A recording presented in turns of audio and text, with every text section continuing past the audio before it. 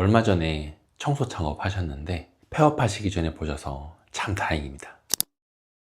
최근에 견적 놓은 곳에서 아무런 반응이 없나요?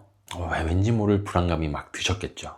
누군가 나보다 더 낮은 견적을 제출했다는 생각이 드셨을 겁니다. 전기 청소를 해도 한 3년?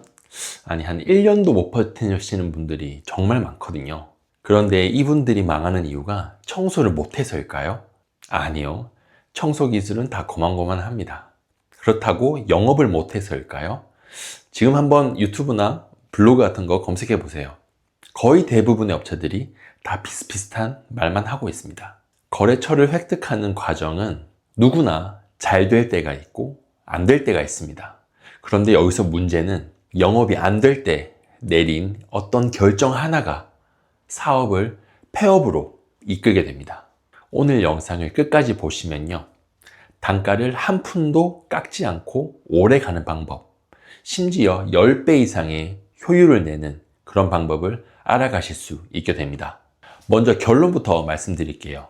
영업이 잘 안 된다고 단가를 내리는 건 목마른 상태에서 바닷물을 마시는 것과 같습니다. 처음엔 어때요? 시원하죠? 갈증이 금방 풀릴 것 같은데 아시다시피 몸은 점점 더 안 좋은 상태로 접어듭니다. 마찬가지입니다. 저렴한 단가로 거래처 하나를 발굴하면 기분은 좋죠. 처음에 청소할 때도 즐거운 마음으로 하실 수 있습니다. 그런데 시간이 지나면 지날수록 상황은 악화될 수밖에 없죠. 왜 그런지 설명드릴게요. 단가가 낮다는 말은 내 시급을 낮춘다는 것과 같은 말입니다. 시급이 낮아지면 어떻게 돼요? 더 많은 현장을 가야 됩니다. 현장이 많아지면 또 어떻게 돼요? 내 몸이 힘들죠. 청소하는 사람의 몸이 힘들어지면 어떻게 해요? 대충 할 가능성이 높아집니다. 의지의 문제가 아닙니다. 사람의 본성이 그렇거든요.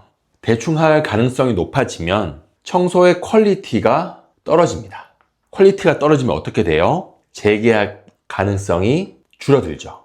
실제로 재계약이 안 되면 어떻게 되죠? 또다시 단가를 낮춘 방법으로 거래처를 획득하려고 합니다. 이런 악순환의 끝은 무엇일까요?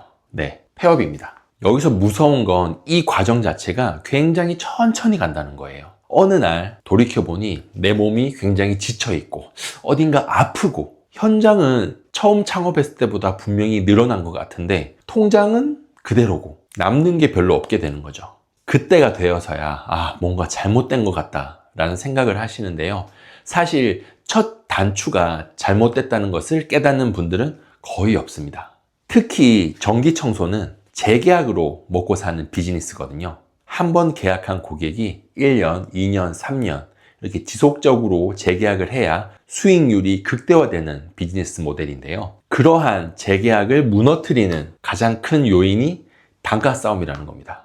프라이싱이라는 책에서 가격이 조금만 내려도 이익률이 훨씬 더 낮아진다고 이야기를 했습니다. 가격이 1%만 떨어져도 이익률이 8% 떨어진다는 결과조사를 냈습니다. 반대로 1%만 올려도 이익률이 8%가 오른다고 발표했죠. 쉽게 계산해 보겠습니다. 30만원짜리 거래처가 있었습니다. 어떻게 계산했냐면 내 시급 3만원에 2시간씩 걸리고요. 주 1회 한 달에 4번 들어가는 기준으로 해서 24만원. 여기다가 자재비가 있겠죠. 감가상각이 있을 거고요.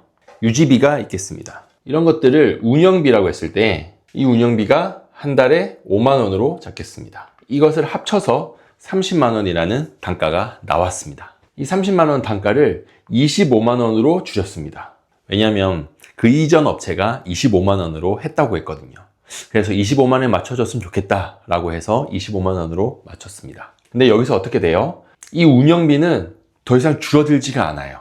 그럼 여기서 5만원을 빼야 되겠죠. 그러면 내 인건비는 20만원이 됩니다. 20만원을 여기에 집어넣으면 내 시급은 3만원에서 2만 5천원이 되는 겁니다. 20%가 떨어졌어요. 30만원에서 25만원으로 매출이 줄어든 만큼 내 시급이 3만원에서 2만원으로 줄었다는 겁니다. 계약서에 사인할 때는 굉장히 기분이 좋은데 막상 하면 할수록 통장에 남는 게 없는 그런 악순환이 시작된 거죠. 이쯤 되면 이런 말씀 하실 겁니다. 그래도 거래처가 별로 없으니까 조그만 거라도 일단 거래처가 있는 게 낫지 않을까요? 네, 맞습니다. 저도 처음에 견적 낼 때 굉장히 불안했거든요. 여기서 이 견적에서 내가 한 5만 원, 10만 원만 줄여도 이 거래처 내가 할 수 있을 것 같은데, 이런 생각이 들죠.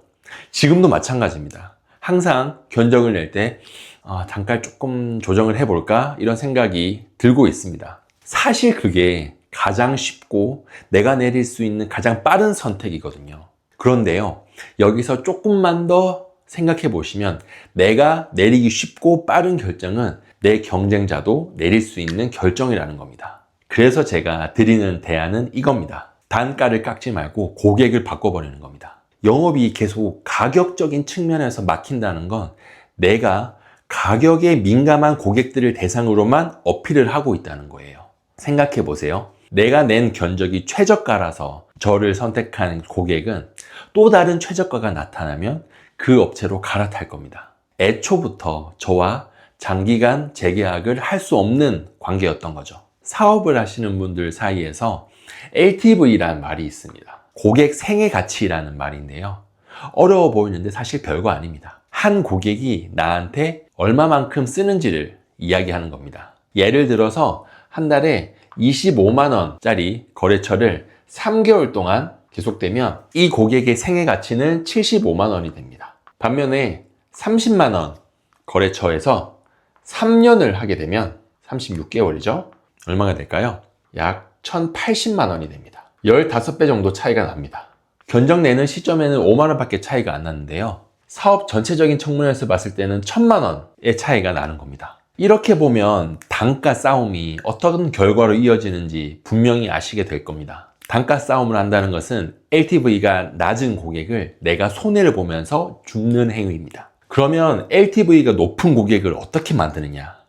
여기서 우리의 관점을 조금 바꿀 필요가 있는데요. 그런 고객을 찾아다니는 것이 아니라 그런 고객이 찾아오도록 만들어야 됩니다. 가격을 보고 온 고객은 가격 때문에 떠납니다. 그런데 나라는 사람을 보고 찾아온 고객은 쉽게 떠나지 않아요.